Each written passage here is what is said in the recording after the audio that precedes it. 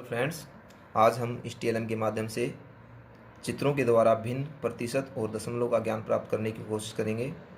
तो सबसे पहले जैसे आपको दिखाई दे रहा है, यहाँ एक आकृति बनी हुई है वृत्त की। इसका पूरा जो भाग है छायांकित है।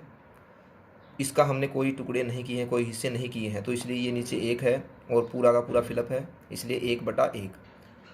जो ऊपर वाला भाग होता है इसको हम अंश बोलते हैं और जो नीचे वाला भाग होता है इसको हम हर बोलते हैं।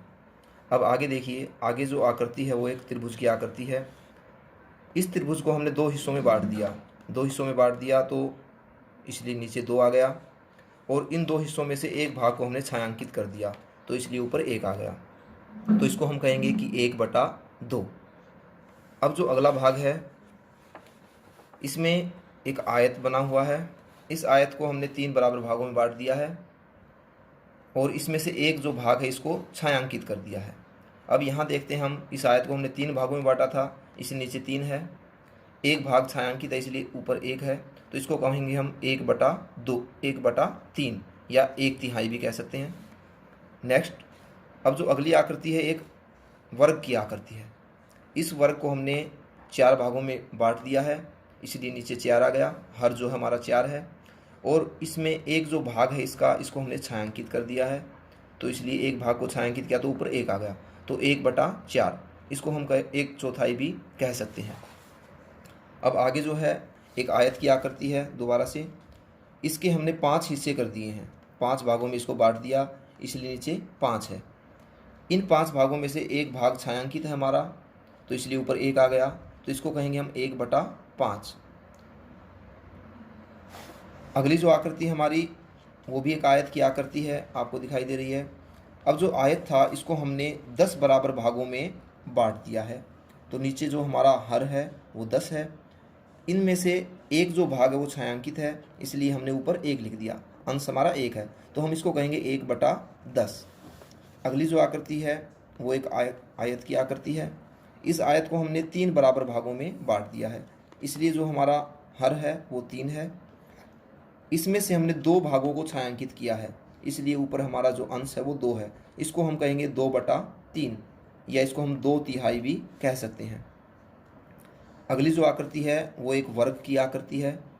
इसको हमने 4 बराबर भागों में बांट दिया, इसलिए हमारा जो हर है वो 4 है, और इसमें जो 3 भाग हैं वो छायांकित है, इसलिए हमारा जो अंश है वो 3 है, तो हम इसको 3/4 या हम इसको 3/4 भी कह सकते हैं। अब एक बार हम प्रतिशत के बारे में और जानते हैं। ये देखिए, ये पूर्ण जो आकृति थी हमारी वृत्त की आकृति है, पूरी छायांकित थी, कोई हिस्से नहीं हुए, तो इसको हम कहेंगे कि ये 100% है, 100% है। अगली जो आकृति हमारी एक त्रिभुज की आकृति थी, इसमें हमने आधा भाग जो छायांकित किया, आधा भाग छोड़ दिया, तो इसके हिसाब से जो त्रिभुज है इसका आधा भाग छायांकित है, उसके हिसाब से हमने 50% जो भाग इसका वो छायांकित है। इस प्रकार हम बच्चों को आसानी से सिखा सकते हैं। अगली जो आकृति हमारी आयत की आकृति है, इसके 3 हिस्से थे, 3 हिस्सों में से एक भाग जो इसका छायांकित था, तो इस प्रकार हम कह सकते हैं कि जो 100 अगर इसको मान के चलें तो उसका 33.3% जो है ये हिस्सा दर्शाता है इसका। नेक्स्ट जो आकृति हमारी वर्ग की आकृति थी, इसमें 4 हिस्से हमने इस वर्ग के किए थे, तो एक हिस्सा जो छायांकित है, ये एक हिस्सा जो छायांकित है ये 25% को दिखाता है। नेक्स्ट जो आकृति हमारी वर्ग की एक आयत की आकृति है, जिसको हमने 5 बराबर भागों में बांटा था, इसका जो हिस्सा है, ये इस आयत का जो एक हिस्सा है जो छायांकित है, ये इस पूरे हिस्से के 20% क्षेत्र को दर्शा रहा है। इसी प्रकार से जो अगली आकृति है आयत की, इसको हमने 10 बराबर भागों में बांटा, और जो इसका जो ये एक हिस्सा है ये दिखा रहा है कि इस आकृति का 10% हिस्सा जो है वो छायांकित है। अगली जो आकृति है हमारी एक आयत की आकृति है, इसके हमने 3 भागों में बांटा इसके जो 2 हिस्से हैं उनको वो छायांकित हैं, तो ये 2 हिस्से दर्शाते हैं कि इस आकृति, संपूर्ण आकृति का ये जो हिस्सा है, ये छायांकित भाग है, वो 66.6% जो भाग है उसको दर्शा रहा है। अगली जो हमारी आकृति है वर्ग की आकृति, इसको हमने 4 बराबर भागों में बांटा था और इसके 3 छायांकित भाग हैं। जो 3 छायांकित भाग हैं इस संपूर्ण आकृति के 75% भाग को दर्शा रहे हैं। बात करते हैं दशमलव की। जैसा कि आपको दिख रहा है 100%। तो 100% का मतलब है 100/100, तो आएगा हमारा 1.0। अगला जो है 50%, इसका मतलब 50/100। इसको जब हम हल करेंगे तो 0.5 को दर्शा रहा है ये। अब ये 33.3%, 33.3/100 जो दिखाता है 0.33 को, 3 25%, 25/100 0.25।